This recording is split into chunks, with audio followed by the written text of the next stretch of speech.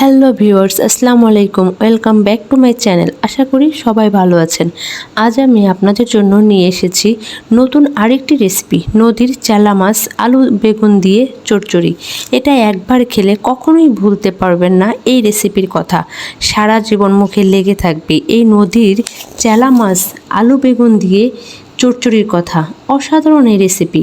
চলুন আর কথা না বাড়িয়ে মেন উপকরণে যাই। এই হলো নদীর চেলা মাছ। আমি ভালো করে কেটে ধুয়ে নিয়েছি।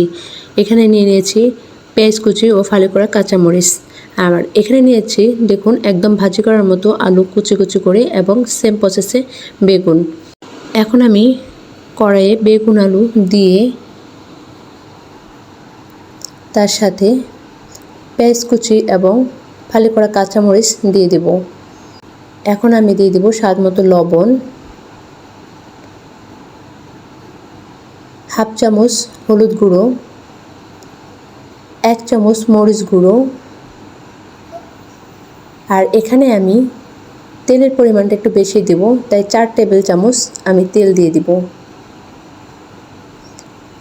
দিয়ে ভালো করে হাত দিয়ে কষলে নেব। এটা এমনভাবে কষলাতে হবে একদম সফট হয়ে যাবে আলু আর বেগুন আর মশলাগুলো।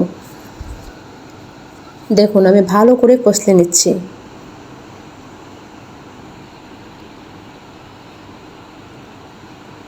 এখন আমি ভালো করে কষলে দেখুন সফট হয়ে আসছে। এখন আমি দিয়ে দিব এখানে পানি।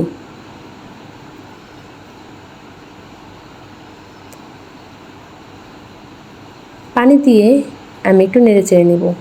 খুবই অল্প সময়ে সামান্য উপাদান দিয়ে এত টেস্টি চেলা মাছের চচ্চড়ি না খেলে আপনারা বুঝতেই পারবেন না। আর এখন দিয়ে দিব জিরের গুঁড়ো। এখন আমি এখানে দিয়ে দিচ্ছি চেলা মাছ, দিয়ে একটু নেড়ে চেড়ে আমি এখন ঢাকনা দিয়ে ঢেকে দেব।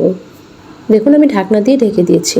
5 মিনিট পর ঢাকনা খুলে আমি একটু নেড়ে চেড়ে দেব।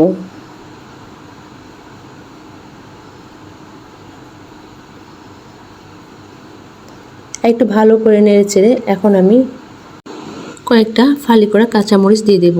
এই কাঁচামরিচের ফ্লেভারটাও অসাধারণ লাগবে।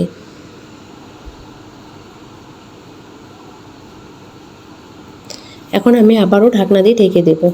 আবারও 3-4 মিনিট পর ঢাকনা খুলে দেখুন আমার চেলা মাছের চচ্চড়ি হয়ে আসছে।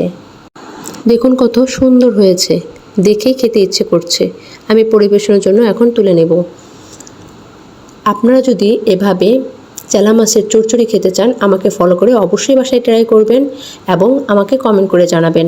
লাইক দিবেন, সাবস্ক্রাইব করবেন, আমার পাশে থাকবেন, আমার জন্য দোয়া করবেন, আরও নতুন নতুন রেসিপি দেওয়ার জন্য আরও আগ্রহী করে তুলবেন। আল্লাহ হাফেজ।